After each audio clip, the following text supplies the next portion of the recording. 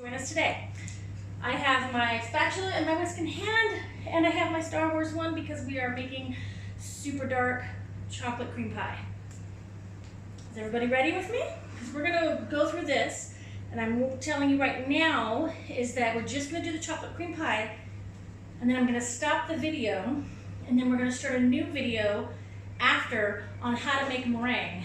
Really great, easy, reliable meringue. So if you want to do the meringue, then just check on for when I go live again. It'll probably be about 10 minutes after this video is finished, so we can clear all of this out, and then we can start again into the next video on meringue, which I have never liked meringue, but this meringue is beautiful and glossy and just super easy to deal with. So I will teach you that one after this. Or if you're like me, you don't want to make the meringue on this chocolate pie, you can put the cream on it, which is what I love to do with cream, and then just learn how to make meringue for, if you like lemon meringue pies or just making meringue cookies, any of that. Then you can tune back in for the second video. Well, we're going to go ahead and jump right in and talk about the ingredients that we need for this. Look at me, I feel like I've got like, I'm a cheerleader for pie. Which I am. This is as dark as you want to make it. That's what this pie is. And really what determines how dark your pie is what type of chocolate you choose to use. I used the chocolate that I had available, which is just a dark chocolate today. I didn't do the combination. Most times I do, but with the whole COVID issue, we have to work with what was available with me. And this is what was available to me today. So I'll be making it with dark chocolate, and that's fine. If you do the bittersweet and the unsweetened mixture combination, it will be even more of an in-depth dark chocolate pie. If you don't want to do that, you could do all milk chocolate. If you want it to be a milk chocolate pie, I highly recommend lessening the sugar because it will be very sweet, but if that's what you like, that's great. Or you could just do like semi-sweet for all of it. You could do bittersweet for all of it. It just depends on what you want to do. And you can change it up from time to time. You don't have to mess with any other amounts. It will be the same amount of chocolate, just changing the type of depth of flavor. So a couple of things we'll need tool-wise. You'll need a large bowl or another heavy saucepan. You'll need a saucepan for cooking the milk and the custard. You will need, or pastry cream. You will need this for when you're tempering, and you will need a whisk for tempering. We'll talk about that in a little bit. And then you need a spatula for scraping and stirring. Ingredients that you're going to need. You're going to need 20 ounces of milk, or 2.5 cups of milk.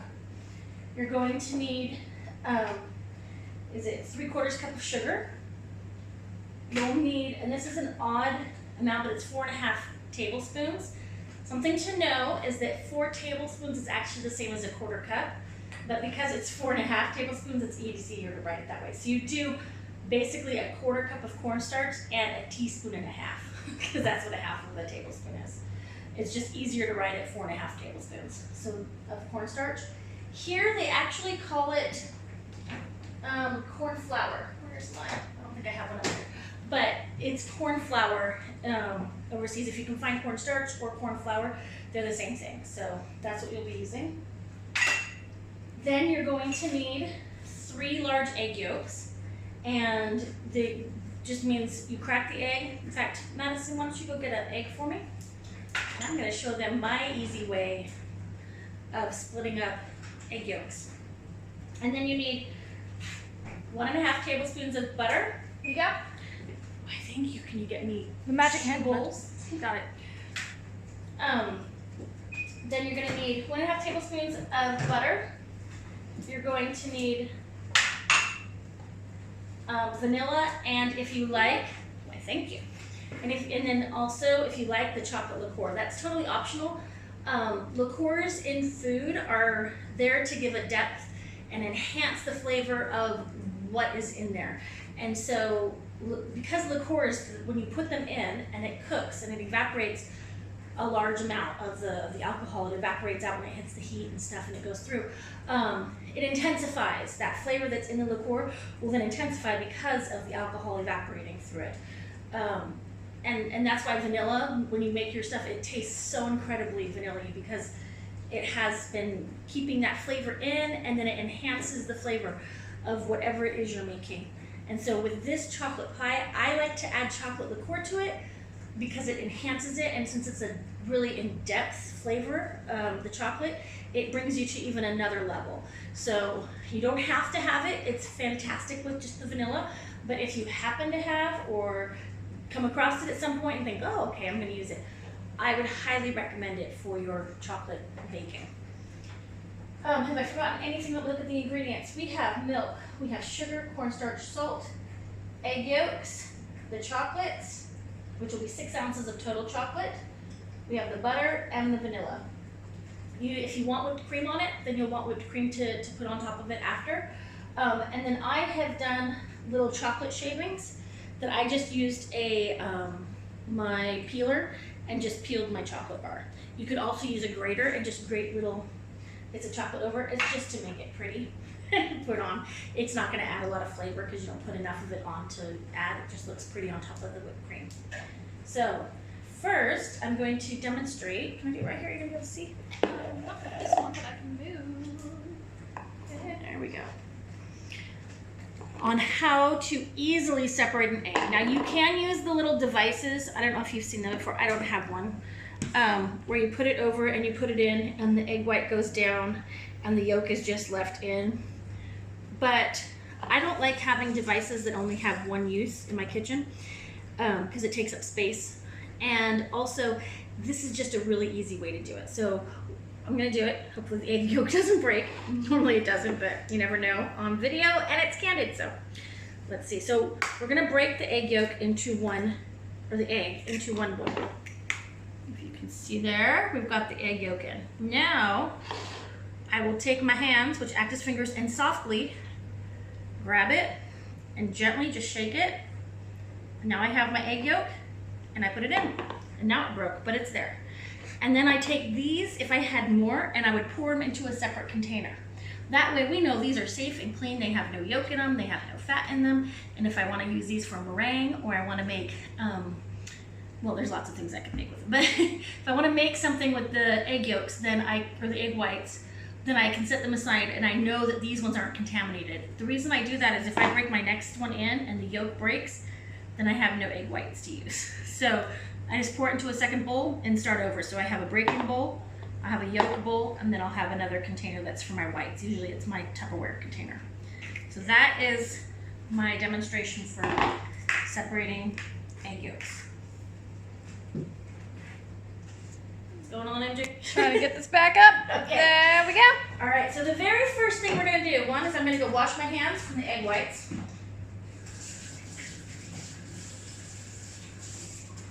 Then, because that was not a demonstration I was planning on, I'm going to warm up my milk. You don't want to bring your milk to a full rolling boil. You want it to simmer, so it's just as it starts to boil. So I'm going to put it on a medium heat, and it's going to take a little bit of time. And while it does that, I'm going to talk to you a bit about the things that that we're doing. That we're going to do. So we have the milk heating up, so it's nice and warm. In this very large bowl, and it doesn't have to be this big, but I like using a big bowl for the next part, and I'll explain to you why. We're going to put the sugar in the bowl, and then we're going to put the cornstarch in the bowl. Cornstarch is very light, so if you were to put this in a small bowl that just fit them and then you whisk, I'll show you in a minute how fluffy it gets. Where's my cornstarch done? It's the humidity in Abu Dhabi. There we go. So I'm going to actually whisk these together. So if you can see, I don't know if you can see all that flowing out, but I want a lot of room for that to stir and for it to go around here. There we go. The reason I whisk the cornstarch and the sugar together is because I want to separate the cornstarch. When you cook with cornstarch or flour, they act as a binder and a thickener. If you just put them into a hot liquid, what's going to happen is they're going to form little balls and lumps. Like if you have lumpy gravy, that's what's happened. You have not separated the starch into something else. So you have to separate those starch bits into something else. So like if I was gonna make a gravy, I would make a slurry. I would take the cornstarch and I would put it either with a fat to separate it, mix it together, which makes a roux, or I would mix it with a cold liquid, like cold broth or cold water. And then when the liquid gets up, that's heating, gets up to temperature, I would pour that slurry in, and it's been separated, and I would whisk to keep it separated. You just don't want it to come together and form those balls, because that takes away from the texture of what you're making. You don't want to have a gravy and then have a big lump of like gravy balls in your stuff. Same thing with pastry cream. You don't want a big lump of cornstarch cooked pastry cream in your thing. So that's the first thing here.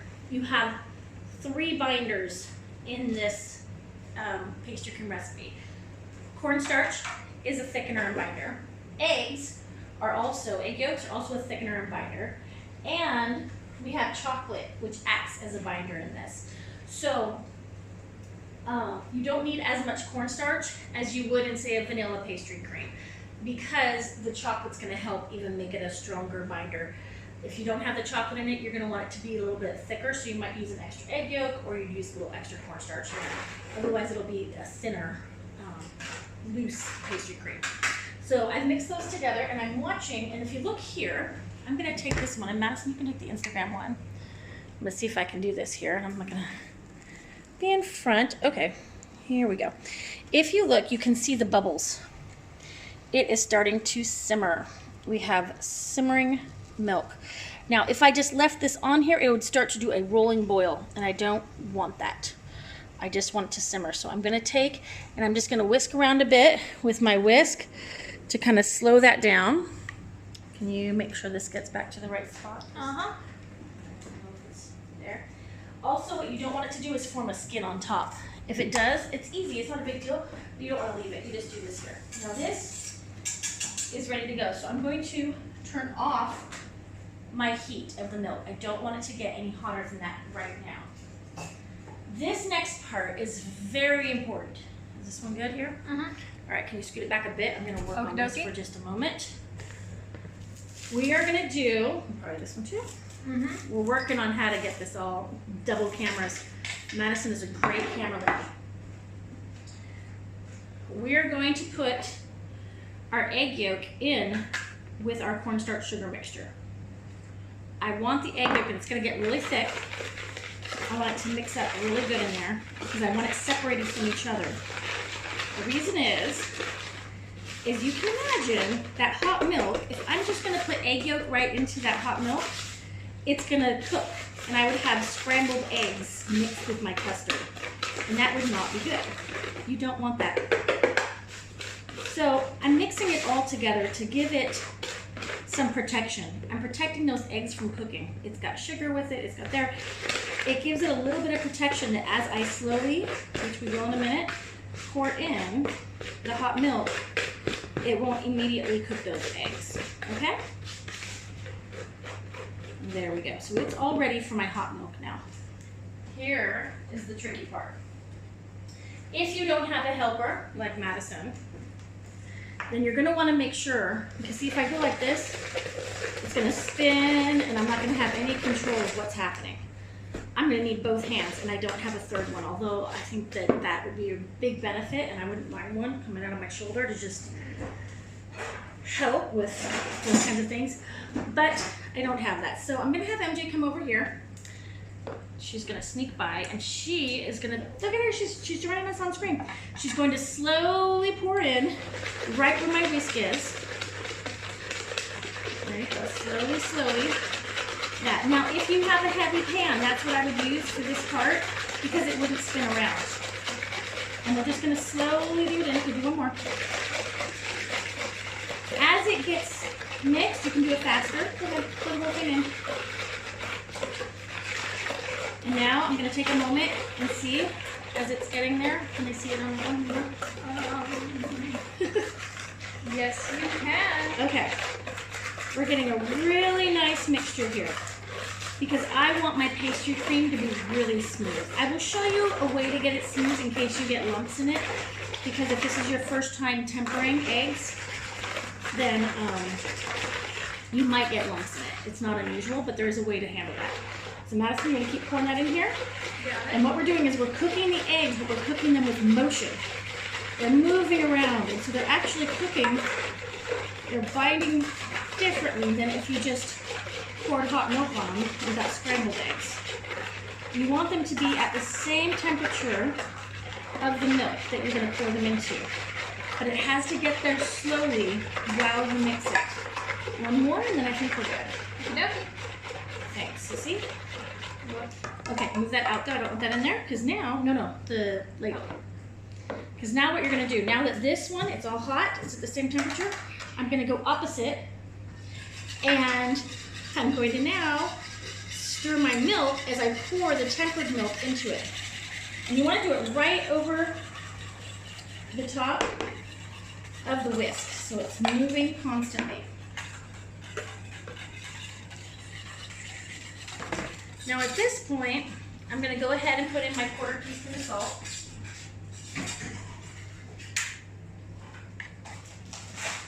I did not pre-measure that, so it was just so small I didn't want to have a whole other dish to do it. I really love this Himalayan pink. I love sea salt. I love this one, but you can use regular table salt. It's fine.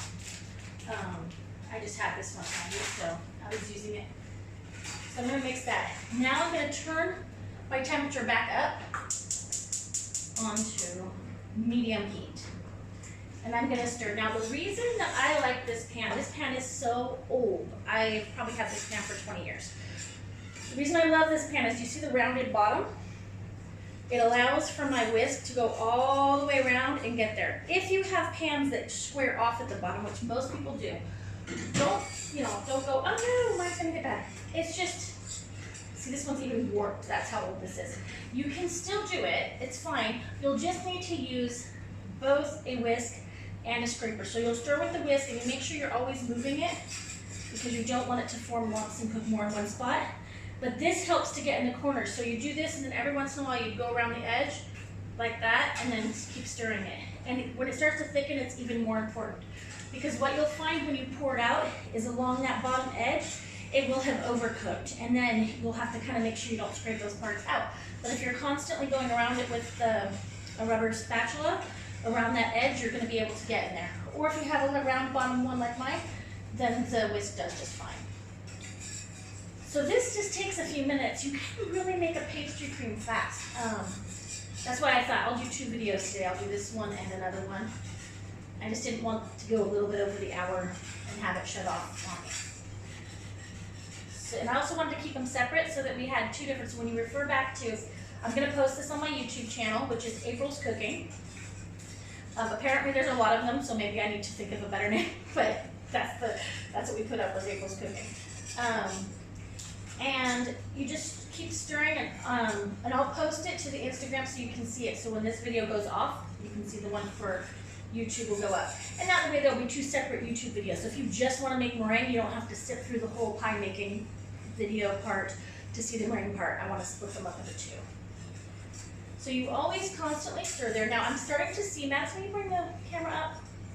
Just bring them up. She's going to double fist it. Now I'm starting to see, if you look here, see how it's cooking now on the edges? I've got to keep moving it, and I've got to move it even faster now so as not to form lumps. And it's going to come together quickly. I'm going to turn it down just a bit. It's getting a little bit hot. And what I'm looking for is what I call the bloop bloop stage, which it's doing. And what that means, watch, you can see it go bloop bloop. See that? That's it. That is enough. It's bloop blooping, see? You just get these splurts where it opens up at the top where the air is expanding. That is the stage where you want to get to. So, the next thing I want to add in is the chocolate. Now you could have melted the chocolate before if you want to, but every time you melt chocolate, you have a chance of seizing it or burning it. And since the pastry cream is so hot, I feel like that's an extra step that doesn't really need to be done. Because look at that, it just melts right as you stir it in. And you're just gonna stir it right there. Oh, it's so beautiful. Look how dark and lovely.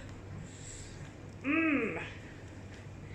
That bloop bloop stage, I always feel like it's talking to me. It's like, I'm ready. I feel like food talks to me. I know, I'm going insane, right? But it does. It has like a little voice. All the different things you make try to speak to you and say, you know, this is the next step. This is where you need to be at. Okay. So I've mixed the chocolate in really well. Now I want to add in my butter. And you're gonna see a difference. So watch this. When you mix in the butter, see it's kind of dull here, it's gonna turn it into this glossy, shiny pastry cream. See that? Oh, it's beautiful.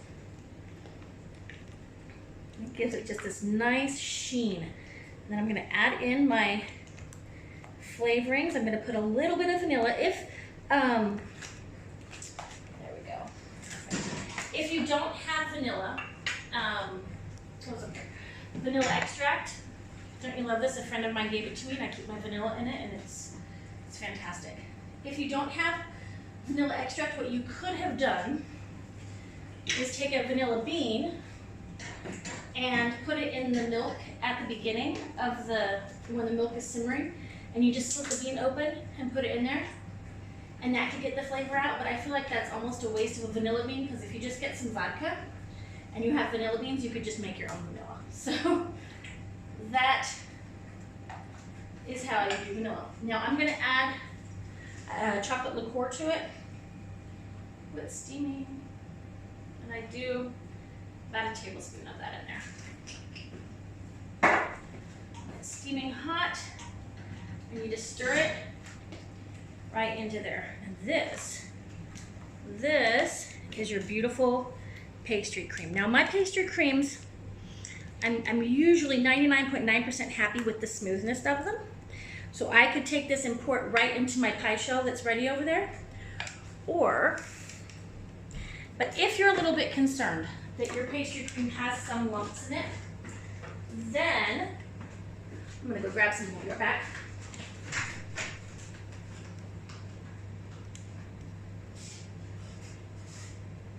Ooh, look at that pastry cream. I had it out earlier. She's just doing them there. You can use a sieve to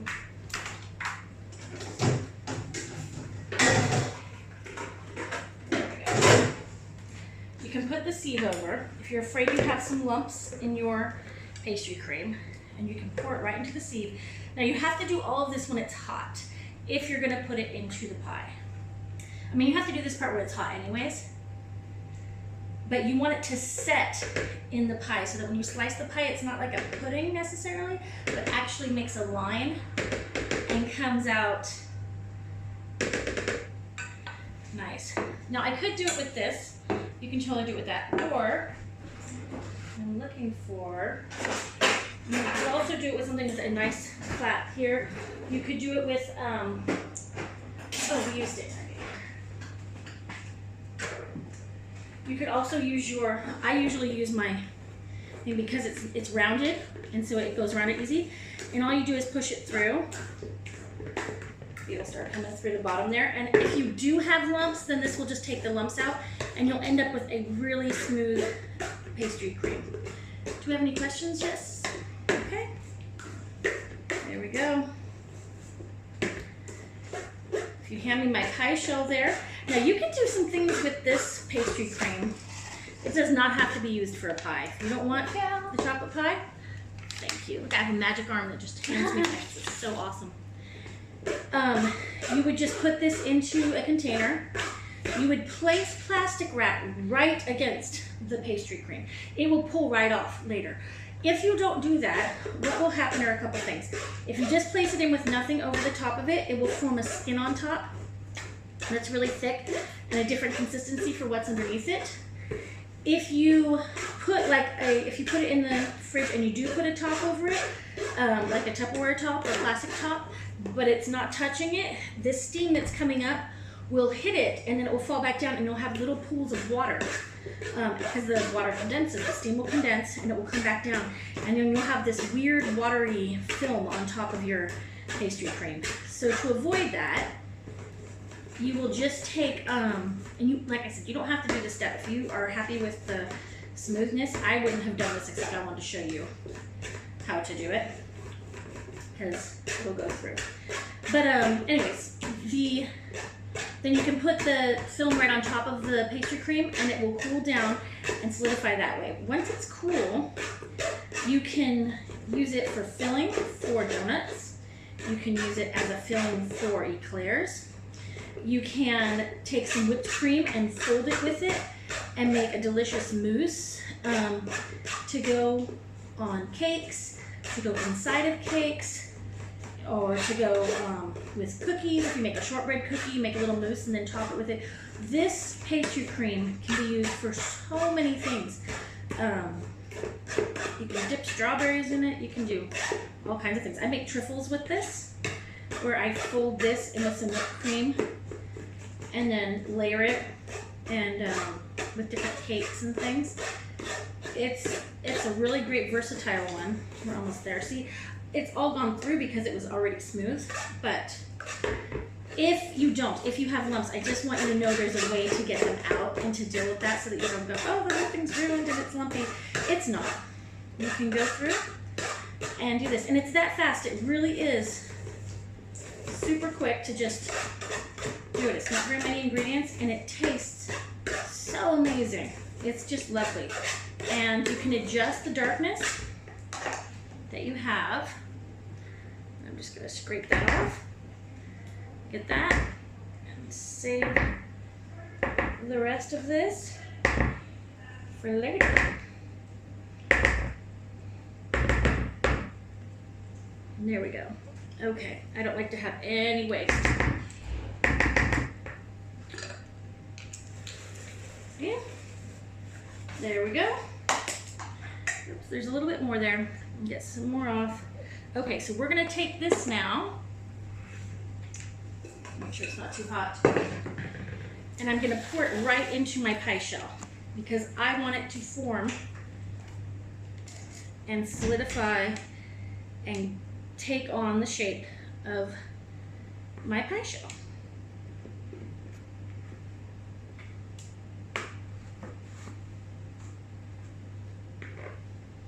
See, now you all know the secrets to my pies. Who's gonna come eat my pie at Thanksgiving now? There we go. Okay, then I'm gonna smooth it over a little bit, but it doesn't need to be necessarily smooth. It can have little lumps. And I'm gonna cover it with whipped cream anyways, but even if you're not going to, it's beautiful. Magic arms. Magic arms, bringing me some plastic wrap. Madison's gonna call her arm that now from now on. She's gonna be like, that magic arm. I would say it would give you a big head, but will it give you a big arm? Oh, I got the chagrin. Mom, you're doing dad jokes now. Okay, so when you place the plastic wrap on, you don't want to just place it on because you might get a bubble of air. So you can get little bubbles of air, you just don't want big ones. You're gonna lay it on so that it adheres. Can you see that on the video? Okay, good. So it adheres very nicely to the pastry cream. And you'll see I do have little tiny pockets. And you can lift it up and refix it there if you need to. But I'm not worried about the little pockets. And it's still warm. And then I will just take this and put it in the fridge. And magically, I'll have one come out that's already done. This is the wrong fridge.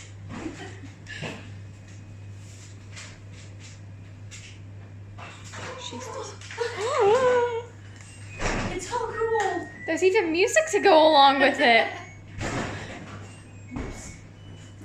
Okay. All right, I need Magic Arm to get me a pastry bag. Got it. So there's a couple ways you can put this on here. Whew. So I took it right off. And this one's been in there for a couple hours. Really, you want them, I think they're best if they sit for at least 4 hours in the fridge. This one's been in there for about 2 hours. It's cool. It's cold. It's just not super cold. And I like my chocolate pies really cold. Although I do have friends who say they love the pastry cream hot. I like it much better cold. You can then take right now a spoon if you want, and just plop the whipped cream all over the top of it. Or, if you want to be a little more fancy, you can get out a star tip or something like that. I'm going to use a great big star tip today. Yeah, just close up on that. When on you do this it. thing. Oh yeah, On. on the star tip. Hold on, I didn't cut it enough. This is always the like dance with the pastry bag. How much to cut it? So that it doesn't slip out. Yes, so that the star tip will go in. So that one's still not far enough. But now I think I might be stuck, so that's gonna have to be. There we go. Okay. I'm gonna show you the best way to fill a pastry bag. Put your hand inside, push it open. Put a hand on the outside. And it's like you're covering it like a glove with the plastic. Make sure this is good and open. Now, you can put this on a cup. I've seen people do it. What I don't like about that is that you don't have control. When I do it this way, I can take a spoon. Here's my whipped cream. I put it inside, so I know it's going all the way down, right? I take my thumb, and I use it to scrape against there. There's no gunk. There's no stuff. I'll do it one more time. Here you go. See right there? You put it in. I scrape it against my thumb, and there. Now, I don't put too much whipped cream in because my hands are hot. And the more contact the whipped cream gets with my hand, the warmer and looser it's gonna get, and I don't want that. Now, I'm gonna do a couple things on this one to show you different ways to do it. You can just do beautiful little rosettes, such as that. You can go all the way across the pie and do something like that. And just do that all the way across it. Oh, here's another tip. When you've got it there, you let it unroll. You push it down with your fingers. You twist it again. All the pressure, I don't have my hand, all the pressure comes from this top part. Just the pressure from right there. I'm not squeezing and having stuff come up out because this is twisted. My fingers are around it, and it all comes from me pushing on this part right here. And this, I just drape over. Some of the other things you can do is just a star this way. You don't have to cover the whole pie. You can cover around the outside. I'm a big whipped cream lover, so I am a big fan of more. Now, when I get to this point, even though there's still a little bit in, I want to put more in because that's going to end quickly. Let me go through.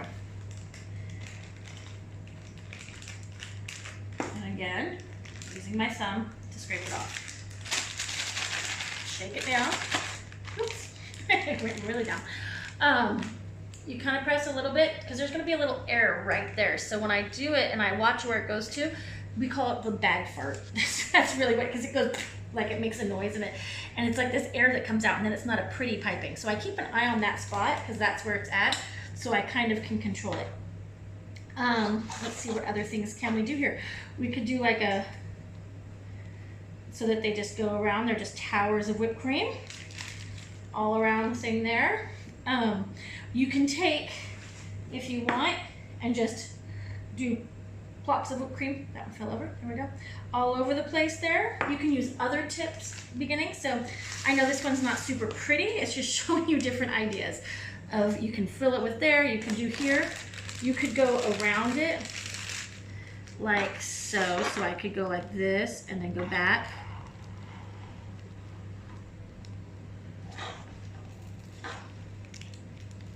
There we go. You can go straight around it. There are so many things you can do with the different whipped cream toppings. And then what I like to do, especially if I cover it completely with whipped cream, people don't know what kind of pie it is sometimes. All they see is the whipped cream. So then you just want to sprinkle some chocolate over the top. And this is shaved chocolate, and I love the way it just kind of falls and there's different shapes of it. You can also grate chocolate over the top. This is just, I used my peeler to just peel some chocolate. It will melt all over your fingers, so you'll have the sad task of licking your fingers or washing it off and wasting it. I would just lick them off and then wash them. But that is what we have there. And I will do my other one, and I'll choose one of them. I'm not sure which one I'll choose. And we'll do there, but I'm gonna show you how to pipe one more time. Earlier I made a strawberry pie. And see, I just wasted that chocolate. It's so sad. I didn't have this. I'm gonna get the strawberry pie out.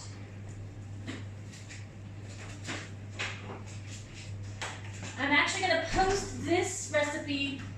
I'm not gonna do a video for it right now. I might someday, but just not right now. I'll post the recipe for it It's basically fresh strawberries, and then I made a binder. It's you could call it like a strawberry jam, but it's not near as sweet, and it's not near as thick. So it goes in to bind all those strawberries together. So when I slice it, I have a nice thing there.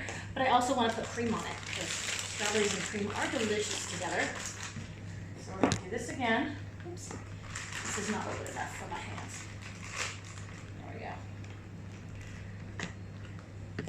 And I use my thumb as my helper, and that way it doesn't get everywhere and it's not a mess. And then I take the sides up and I let it go. Twist it, and it's ready. Now for the strawberry cream pie, I really like to see the red coming through on it. So I'm gonna do just some fun little kind of things there, but I want some height to it also. What I would do is if I had more strawberries, I might put a little strawberry on each one of these.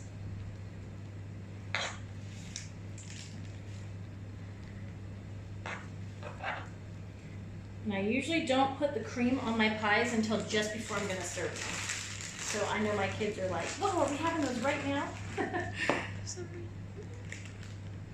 Here we go. Are there any questions yet? No, August said she can't see you, but she can hear you, but... Oh, you can't see the video? Has it been the whole time or just the... Has it been the whole time or just now?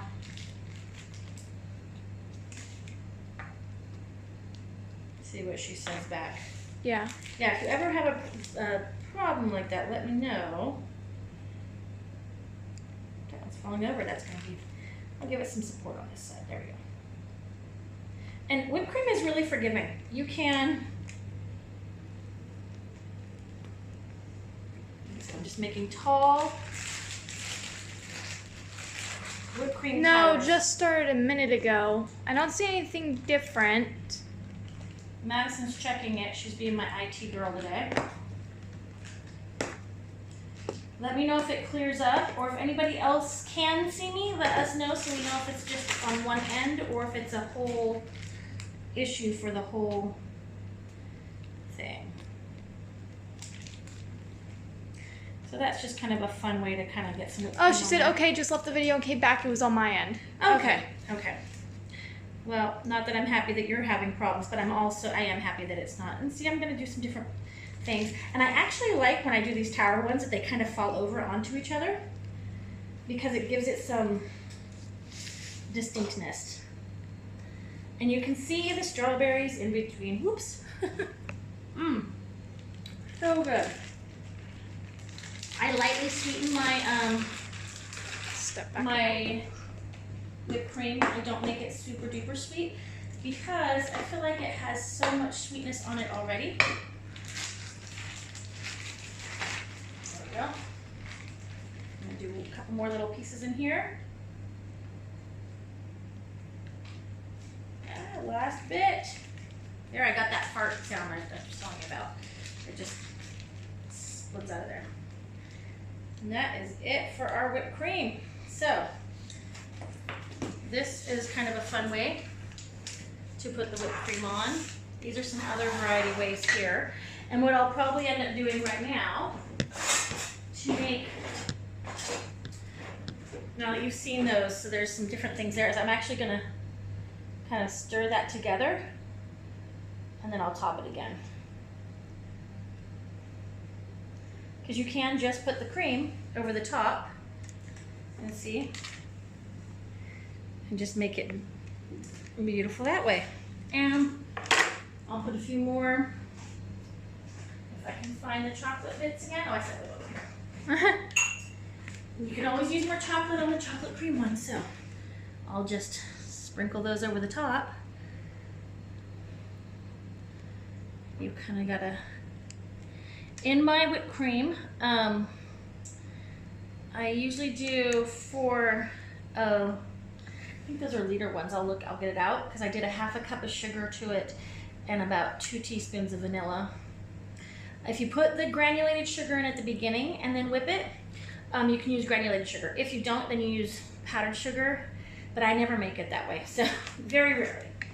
So that's some ways there. Now, that's the whole thing on those. I'm just looking at the size of the whipped cream thing that I had. Oh, and the whipped cream that I like here in the UAE that whips up nice for me, does great, it's really reliable. Not for sponsored. Me. Yeah, not sponsored. Is Puck whipped cream. And get the whipping cream, not cooking cream, make sure. And this one always whips up beautifully for me. It doesn't separate. I can cook with it. I can make all kinds of delicious things with it. I've used different ones here since we've gotten over here, and this one has been the most reliable for me, especially for its price point. There's a couple others that are okay, but they're much more expensive, so I highly recommend this. This is 500 milliliters, and for one of these small ones, I did a half a cup of sugar and some vanilla. But if you like your sweeter, you'll want to put more than that in. So if you get it whipped up and you find it's not as sweet as you want, then you can put powdered sugar in and whip it a little bit more. Just be careful not to over whip because it becomes a weird buttery consistency, but you can't really use it for butter at that point. You'd have to figure it out, use it for something else. But that's what I recommend. Here is our chocolate cream pie. I'm going to cut into it so we can see what it looks like inside. And yes, okay. Now remember, I recommend cooling this at least 4 hours. Oh, I accidentally stopped by. I started the video, so yay. You stopped what? I stopped the video for a second, but I started it again, so yay. Which one, Instagram or the other? No, the other one. Okay, so, ooh, you can see all the layers on there. So look at that. See how it sits up? And that's with just a 2-hour cooling. From there, if you look here, you can see all the layers. Look at that flaky pie dough that we went over last week.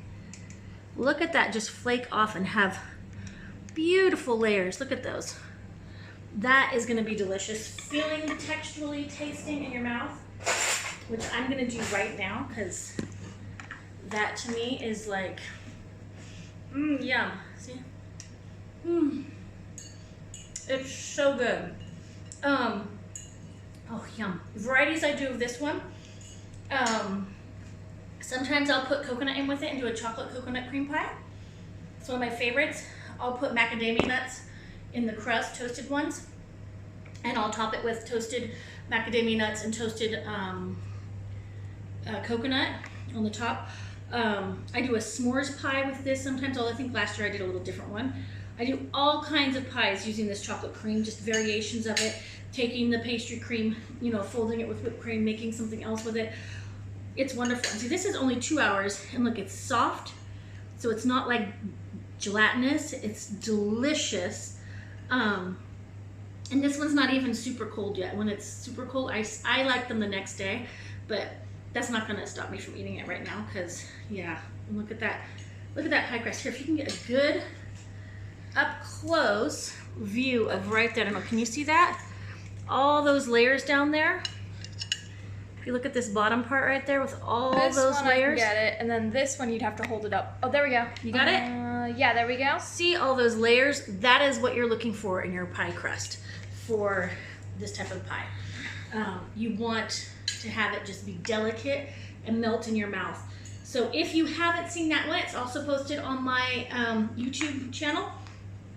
And I'm probably gonna do another one again in a few weeks because we'll make a few more different kinds of pies and I'll remind it and go on, but it'll just be on my YouTube channel to be able to see that one.